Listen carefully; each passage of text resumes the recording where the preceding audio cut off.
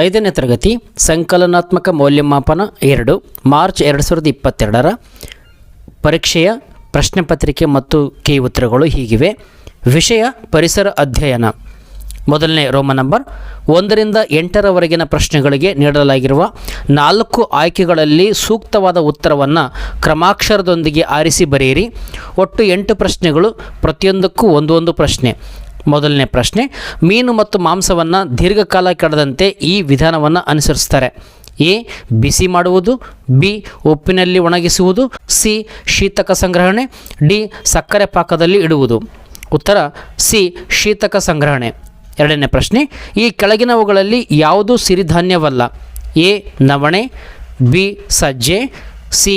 ಅರ್ಕ, D. ಅಕ್ಕಿ. ಉತ್ತರ D. ಅಕ್ಕಿ. ಮೂರನೇ ಪ್ರಶ್ನೆ, ಇವು ಮಾನವನ ಮೊದಲ ವಸತಿಗಳಾಗಿವೆ. ಎ. ಗುಡಿಸಲುಗಳು, ಬಿ. ಗುಹೆಗಳು ಮತ್ತು ಮರದ ಪೊಟರೆಗಳು, ಸಿ. ಹೆಂಚಿನ ಮನೆಗಳು, ಡಿ. ಕಾಂಕ್ರೀಟ್ ಮನೆಗಳು. ಉತ್ತರ ಬಿ. ಗುಹೆಗಳು ಮತ್ತು ಮರದ ಪೊಟರೆಗಳು. 4. ಪ್ರಾಣಿಗಳ ಸಗಣಿ ಮತ್ತು ಕೃಷಿ ತ್ಯಾಜ್ಯಗಳಿಂದ ಪಡೆಯುವ ಶಕ್ತಿ ಇದಾಗಿದೆ. ಎ. ಇಂಧನ ಶಕ್ತಿ, ಬಿ. ಪವನ ಶಕ್ತಿ, ಸಿ. ಜೈವಿಕ ಶಕ್ತಿ, ಡಿ. ಜಲಶಕ್ತಿ. ಉತ್ತರ ಸಿ. ಜೈವಿಕ ಶಕ್ತಿ. 5. ಇದು ಭೂಮಿಯ ಏಕೈಕ ನೈಸರ್ಗಿಕ ಉಪಗ್ರಹ ಆಗಿದೆ. ಎ. ಮಂಗಳ ಗ್ರಹ, ಬಿ. ಗುರುಗ್ರಹ, ಸಿ. ಚಂದ್ರ, ಡಿ. ಸೂರ್ಯ. ಉತ್ತರ ಸಿ. ಚಂದ್ರ. 6. ಇದು ಭಾರತದ ಅತಿ ವಿಸ್ತಾರವಾದ ಉಪ್ಪಿನ ಸರೋವರವಾಗಿದೆ. A. Sambhar, B. Didwana, C. ಸಾರಾಗೋಲ್, ಡಿ. ಪುಷ್ಕರ್. ಉತ್ತರ ಎ. ಸಾಂಬಾರ್. 7.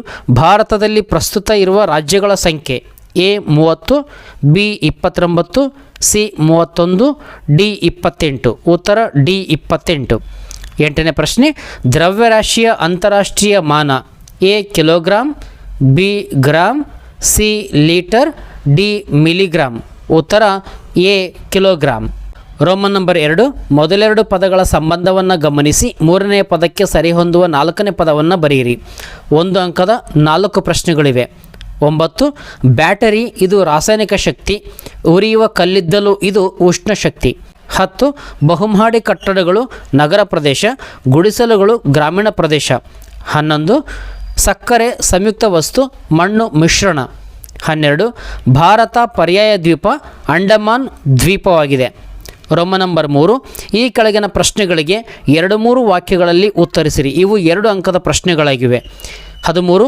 ಈ ಕೆಳಗಿನ ಆಹಾರ ವಸ್ತುಗಳನ್ನು ಸಸ್ಯ ಮತ್ತು ಪ್ರಾಣಿ ಮೂಲಗಳಾಗಿ ವರ್ಗೀಕರಿಸಿ.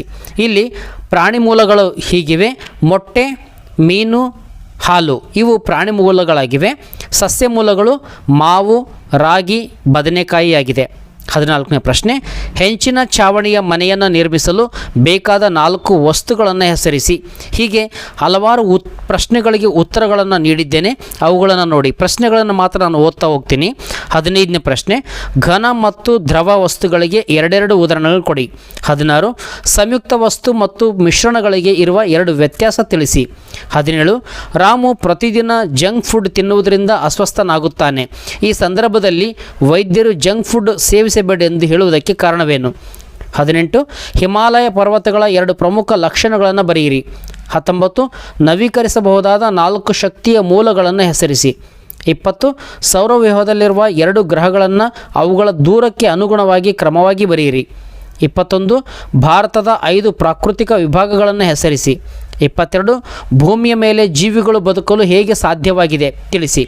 ರೋಮನ್ ನಂಬರ್ 4 ಕೂಡ 2 ಪ್ರಶ್ನೆಗಳಿಗೆ ಉತ್ತರಗಳನ್ನು ಬರೀಬೇಕು. ಅದು ಒಂದೊಂದು ಪ್ರಶ್ನೆಗೆ 4 ಅಂಕಗಳಿರ್ತವೆ. ಅದು 23. ಆಹಾರ ಸೇವಿಸುವ ಮೊದಲು ಮತ್ತು ನಂತರ ಯಾವ ಸ್ವಚ್ಛತಾ ಕ್ರಮಗಳನ್ನು ಪಾಲಿಸುವೆ ವಿವರಿಸು. 24. ರಾಷ್ಟ್ರಧ್ವಜದ ಅಂದವಾದ ಚಿತ್ರ ಬರೆದು ಅದಕ್ಕೆ ಸಂಬಂಧಿಸಿದ ಬಣ್ಣ ತುಂಬು. ಧನ್ಯವಾದಗಳು.